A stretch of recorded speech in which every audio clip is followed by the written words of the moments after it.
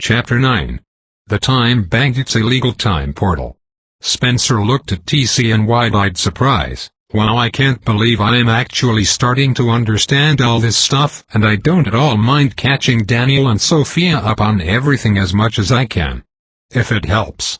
TC nodded appreciatively.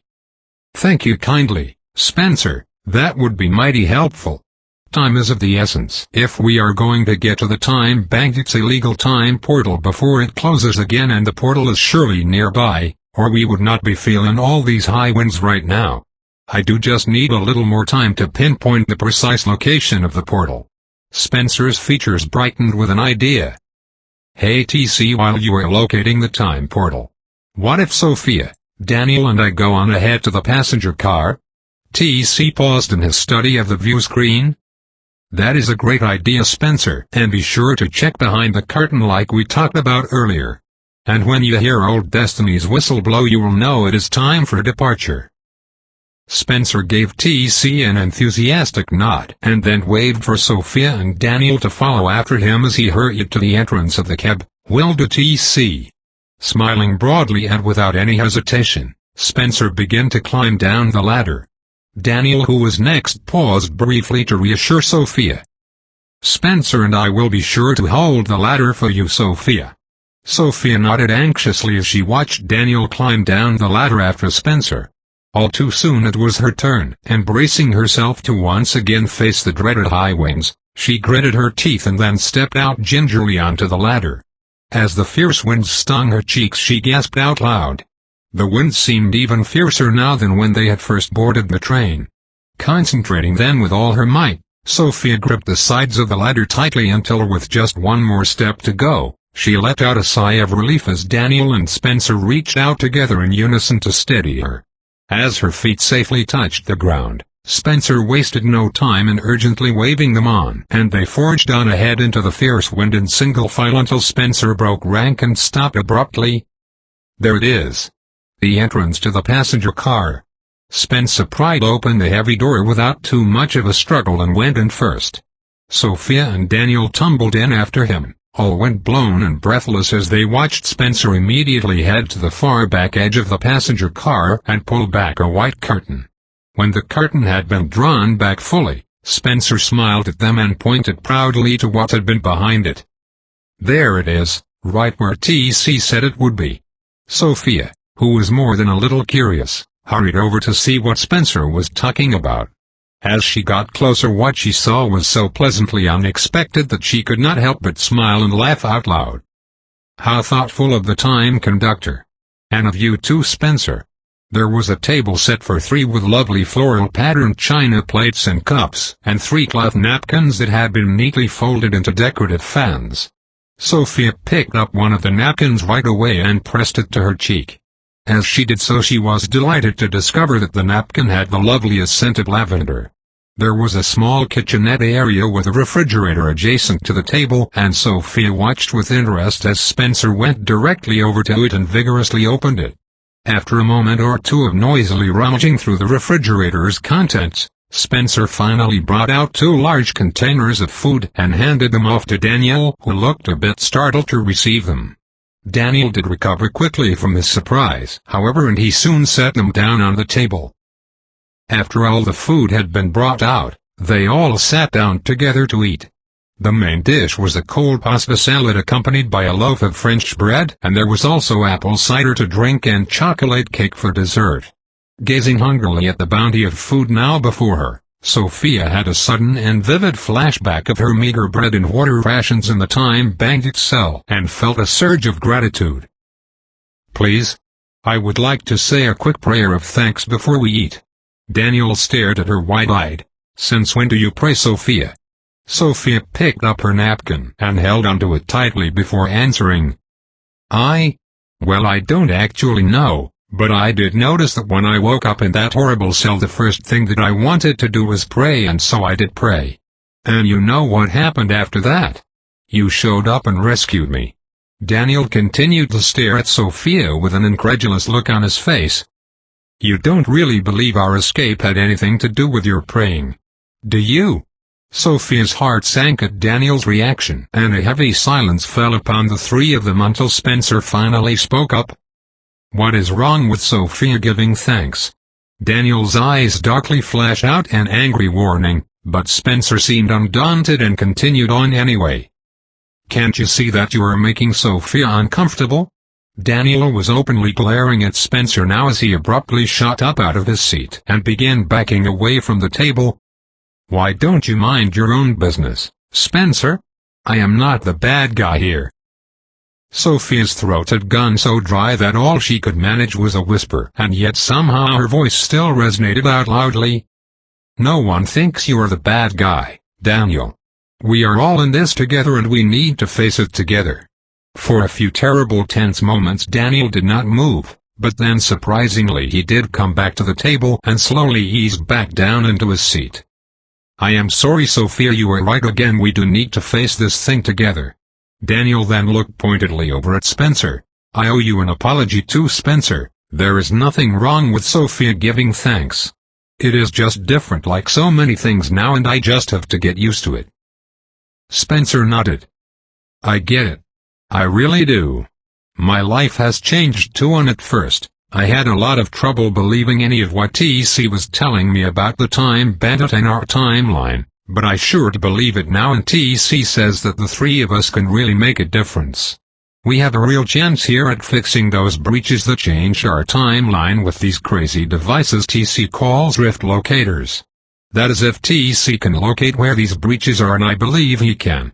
Try as she might, Sophia could not remember even the smallest detail of what Spencer was talking about, but even though she could not yet remember, she believed he was speaking the truth. "I really hope we can, Spencer. Someone has got to stop the Time Bandit from doing this to anyone else ever again. I just wish my memory would hurry up and come back. I keep feeling like a part of me is missing without it, and I don't at all appreciate the Time Bandit taking it from me." As Daniel and Spencer both nodded vigorously in agreement, Sophia was cheered to see that in spite of their differences, and in spite of the challenges they were facing, a new bond had seemed to be forming between the three of them after all. Feeling even more grateful now, Sophia said her prayer of thanks, and they all fell eagerly into the business of eating. For a while no one spoke much as they concentrated on the food, but it was not long before Sophia, Daniel and Spencer found themselves engaged in a lively conversation about the Time Bandit's curiously timed opening of his illegal time portal. Daniel suggested, just as they were starting in on the chocolate cake, that the Time Bandit could be intentionally setting them up for some kind of showdown at his time portal. Sophia shuddered inwardly at the thought. She did not like Daniel's theory at all, and she found herself fervently hoping that he was wrong. "Please don't take this the wrong way, Daniel, but I really hope you are wrong. Because if you are right, that would mean the Time Bandit probably let us escape just to set us up for something else." Daniel leaned all the way back in his seat before eyeing Sophia intently. "Think about it, Sophia. Why didn't any kind of alarm go off when we were leaving the Time Bandit's headquarters? And what about those two goons he has working for him? I know one of them supposedly fell asleep on the job. But where was the other guy? And why didn't the Time Bandit come after us? Especially after he made such a big deal to me about posting a guard in front of my cell, and he even told me not to try anything funny like escaping. When I look back on it, I just can't help but wonder if he wasn't setting us up for some reason." Sophia shifted uncomfortably in her seat. "I don't like this at all. I have no idea why the Time Bandit did not realize we were gonna come after us right away, but I would like to think it was divine providence looking after us." Daniel shrugged his shoulders noncommittally. "I don't believe in divine providence, Sophia, you know that. I believe in cold hard facts and dependable things I can see with my own eyes and touch with my own two hands." Sophia took a deep breath and picked up her napkin again. "I know that, Daniel. But don't you think we are well beyond the easily explainable now? I mean, if you can believe in timelines, time conductors and time bandits, why not believe in divine providence too?" Much to Sophia's surprise, Daniel's expression grew pensive, as though he were taking the idea more seriously after all. "Maybe you are right, Sophia, we are in some pretty uncharted waters here. Anything is possible, I guess." Daniel waved his fork pointedly in Spencer's direction. "Give me just a little more time to get used to all of this. After all, I have not had the same benefit as Spencer here, who has been able to spend time with a time conductor and get used to all of this." Sophia did not mention that she herself had no such advantage because she still had no memory of her time spent with a time conductor, and she tried hard not to feel outnumbered when Spencer nodded in agreement. "I have to agree with Daniel on this one, Sophia.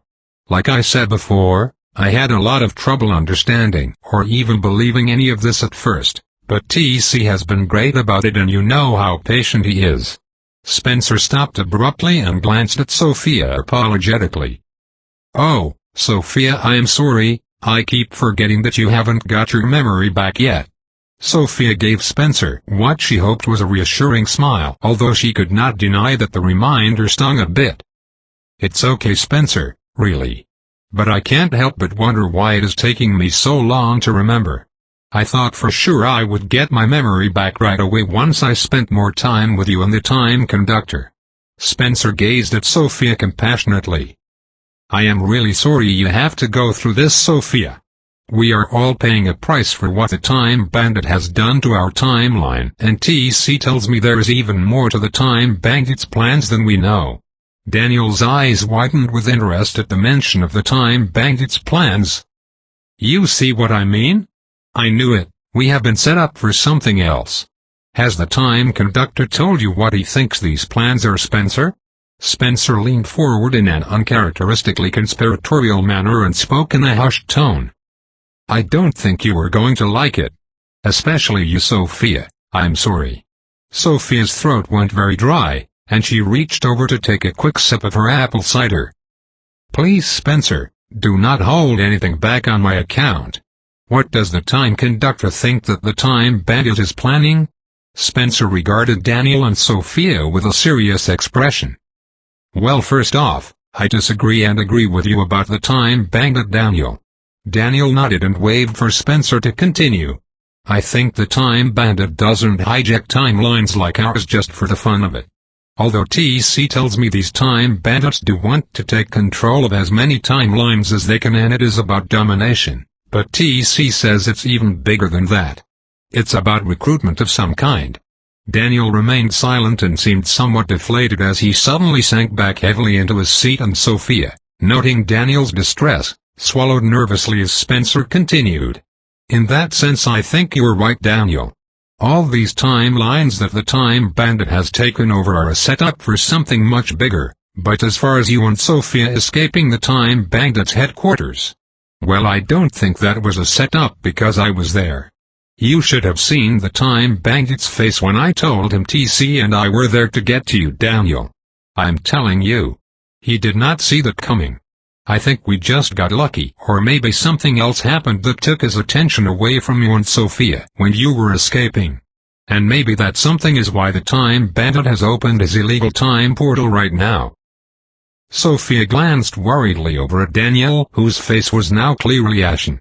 Sophia could tell that Spencer had noticed Daniel's obvious distress too, but she knew better than to press Daniel too hard about whatever had upset him. For now, she had to trust that Daniel would share it when he felt ready. A companionable but heavy silence fell upon them then as they continued to sit together quietly, each one deep in their own thoughts, including Sophia, who had lost all sense of time and now had no idea how long the three of them had actually been sitting at the table. Sophia nearly jumped out of her seat with fright as the silence was suddenly broken by the loud blast of Old Destiny's whistle. Catching her breath, she composed herself as best she could as Spencer sprang into action. "Come on, you two, there is no time to clear the table now." TC said that when he blew the whistle it was time to go. So he must have located the Time Bandit's illegal time portal. Energized by a sudden rush of adrenaline, Sophia was nearly on Spencer's heels as he headed for the front of the passenger car and hurriedly took a seat. Sophia did pull back slightly to wait for Daniel, who was moving at a slower pace than either herself or Spencer. Finally, Daniel caught up to her and they took two seats next to each other and close to Spencer's seat. Although Sophia was worried about Daniel, she was also nervous and excited all at once at the chance to ride on the train. As she took a moment to study the interior of the passenger car more closely, she could not help but admire the sheer elegance of the train. There was a large canvas awning stretching out directly above them, and Sophia was both pleased and comforted to find the passenger car spacious and well lit. The train's whistle was still blowing as Sophia sank comfortably back into her seat. She could see the tension in Daniel's jawline as he looked silently straight ahead, and she felt a pang of guilt at how much she was enjoying the train when Daniel was clearly unhappy now about something.